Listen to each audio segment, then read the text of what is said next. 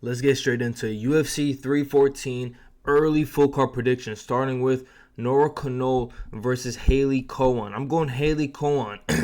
I feel like she could get the takedowns. Even though Nora is a good fighter, she went to a split decision with Jacqueline Cavalcanti. I just can't trust her. In the third round, she looked like she was making mistakes. And Haley is a wrestler. Nora looked like she can be taken down. We will see. But I just feel like wrestlers, especially in women's divisions, just dominate. So I can't really go against that. I'm going Haley in this fight. I'm going the dog early. Nora is a solid fighter though, but we'll see. Up the card, we have Tresean Gore versus Marco Tulio. I'm going Marco Tulio. Gore can literally just submit him, shoot a takedown, submit him. Marco Tulio, Marco Polo. Marco Polo is very new to the UFC, so he's very untested. So I wouldn't be surprised if Gore got this done. Literally just shooting a takedown, testing the grappling, see where he's at on the UFC level. But if we're just talking in general, I'm going Marco Tulio. Tulio will be the pick. I feel like he just has too much power. And Gore's is just okay. Tulio just has a lot of power, and I wouldn't be surprised if Tulio just comes out here and chins Gore, if I'm being honest.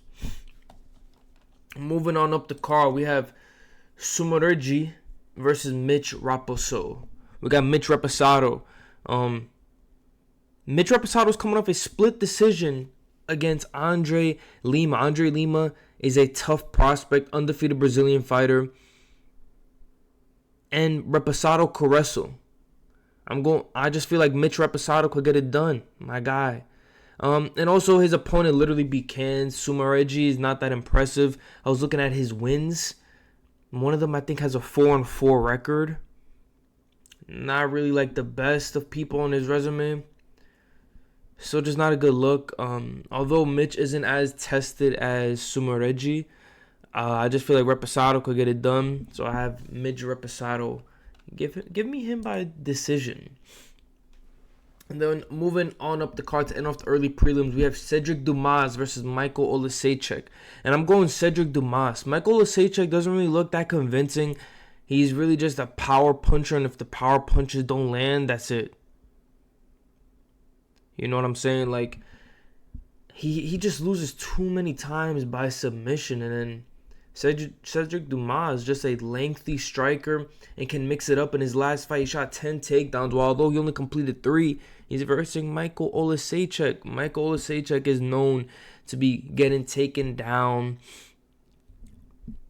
Doesn't have an answer on the ground. He just lost so many times by submission. Might as well just pick Dumas to get it done on the ground. Moving on up the card, starting and opening the prelims, I have Julian Erosa. I don't really want to spend too much time on this.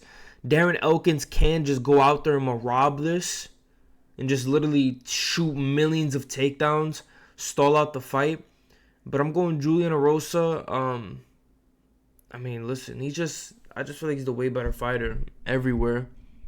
But like I said, Darren Elkins, I wouldn't go against him because he can just go out there and shoot a whole bunch of takedowns and just make this a close fight on the judges' scorecards. Moving on up the card, we have the old head Jim Miller versus a young and up-and-comer in Chase Hooper. And I'm going Chase Hooper. I believe he's like at minus 650 at the time of this. Wouldn't be surprised they come fight day. Whatever the fuck. I'm not editing this out, boys. But yeah, Chase Hooper just keeps on looking impressive. This will be a test for him, for sure. Jim Miller is a sneaky old head. I think he has the most UFC wins.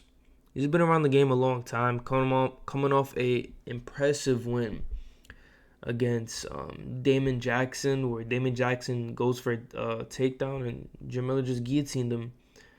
But yeah, Jim Miller's a lot older. Chase Hooper's just so smooth. I think he has like 3 submissions in a row. 3 submission wins in a row. He submitted Borshev, which is a really impressive submission. And Jim Miller still has that threat everywhere, but I just think we're past that. He's a little older. So give me Chase Hooper. Moving on up the card, we have Yang Xiaonan versus Verna Jandiroba. And I'm going Verna Jandiroba. This probably will be like a banger of a fight, in my opinion. Yang Xiaonan, number one ranked woman in her division. And Verna Jandiroba just such a threat on the ground. Her BJJ's slick, clean, nasty. Yang Xiaonan has that crisp striking, but Verna's grappling may pose a huge threat. We've seen Yang Xiaonan struggle on the ground against Zhang Weili. Although that is Zhang Weili, we have seen her struggle on the ground. She has decent takedown defense, but I wouldn't be surprised if Verna Jandiroba got her in some like bad positions, flipped her. You know what I'm saying? Give me Verna Jandiroba. Plus, if anything, Verna Jandiroba can get the takedowns, I believe. So we'll see. Yang Xiaonan is a tough test, though. But Verna Jandiroba is a tough matchup. And ending off the prelims. This is a hard fight to predict. Dan Ige versus Sean Woodson. This is a hard fight to predict. Because Dan Ige hasn't been finished, hasn't been knocked out, hasn't been subbed. And you have Sean Woodson, very lengthy, tough fighter.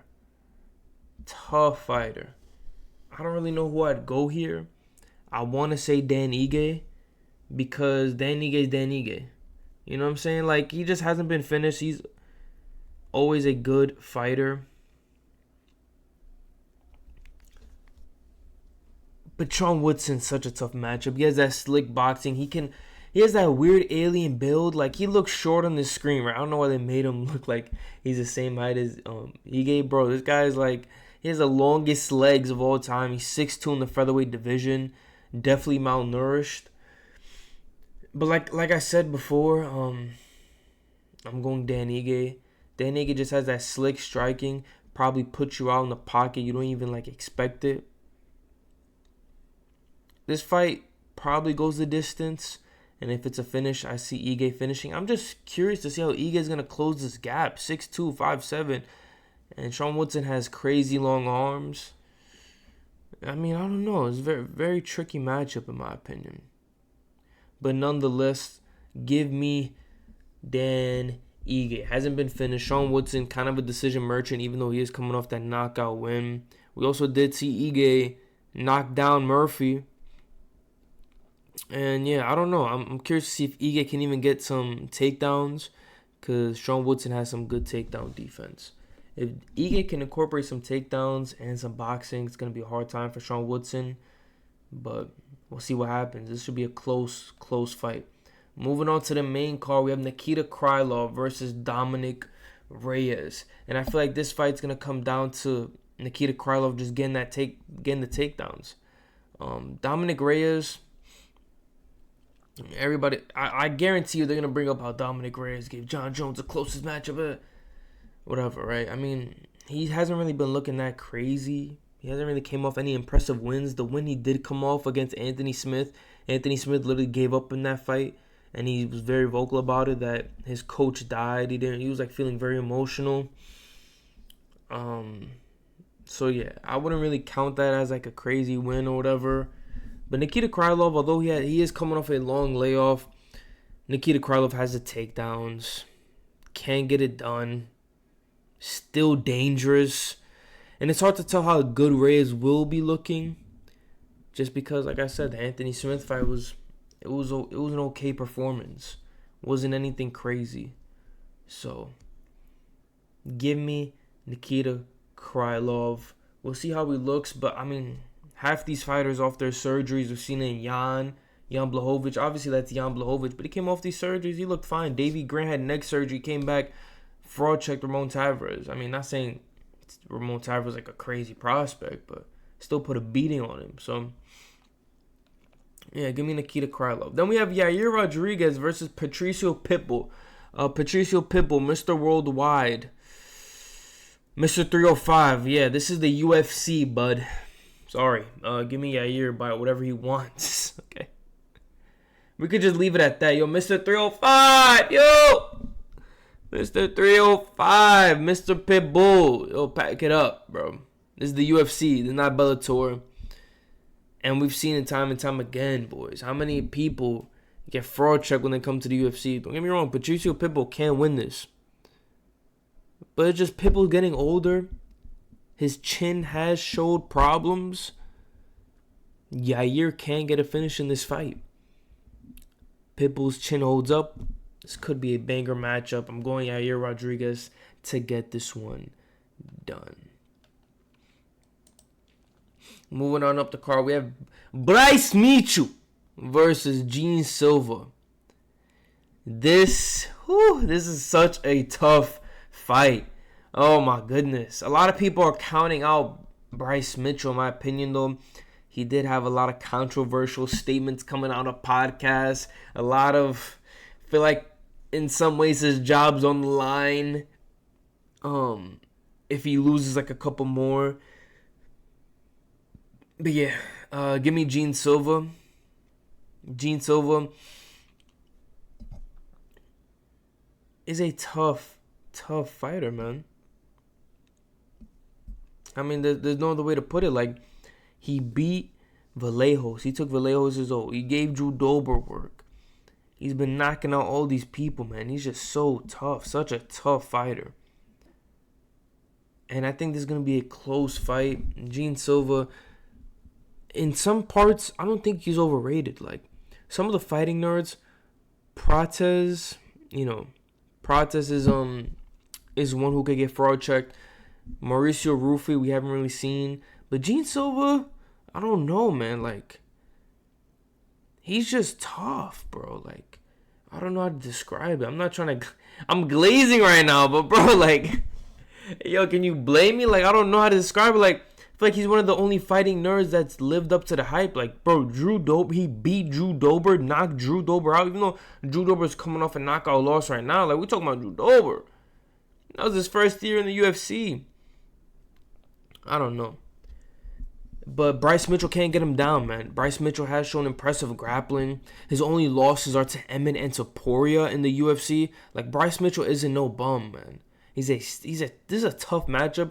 I don't think Gene Silva in any way should be a minus 340 and Bryce Mitchell plus 270, but that's what the odds are, and I understand it. Gene Silva's been on a tear. But I think this is a close fight, and if it's not a close fight, Gene Silva gets it done early. But we got to see how Gene Silva does on the ground against Bryce Mitchell. We don't know. I don't know how he's going to look against Bryce Mitchell on the ground. So, we'll see. For now, give me Gene Silva. Now we're moving on to the co-main event. We have Paddy the Baddy versus Michael Chandler. And I'm going Paddy Pimblett. Like, I mean, Michael Chandler, tough matchup, bro. He could knock off Paddy's head. But, bro, Paddy Pimblett has the plot armor. And on top of that, Michael Chandler just too unpredictable to even say he's going to win, bro. Like, he's a Division 1. Bro's a Division 1 fucking, like, wrestler. And then, like, he doesn't use the wrestling in the octagon. Just throws big, meaty hooks. And then, like, yeah, he looks amazing in his training camp. But once he's in the octagon, he just, like, forgets everything. And he's like, yo, let's just duke it out. Like, it's hard to pick a guy that just does that. And Paddy, I mean, bro, it's not saying he's undeniable. This is a big step up from comp. We're talking about Bobby Green to Michael Chandler, right? But Michael Chandler has been losing. He's what, like, has 2 wins inside the UFC, and then everything else is just losses. Don't get me wrong, he's losing to the best in the division. But I just see Paddy Pimblett giving Michael Chandler problems on the ground. And I could also see Michael Chandler chinning Paddy, but I see Paddy Pimblett giving Michael Chandler problems on the ground more early on. Especially if Michael Chandler just makes a mistake. I could just see Paddy Pimblett, man, getting a submission in the second round. I literally see the vision. Second, third round, Paddy Pimblett throwing up a triangle or like an arm bar and just getting it. Listen, man, give me Paddy Pimblett. Michael Chandler can get it done, but I mean, I don't know. I just wouldn't trust him to. Then we have the main event of the evening. Alexander Volkanovski versus Diego Lopes. And I'm going Diego Lopes. Volkanovski, nah, man.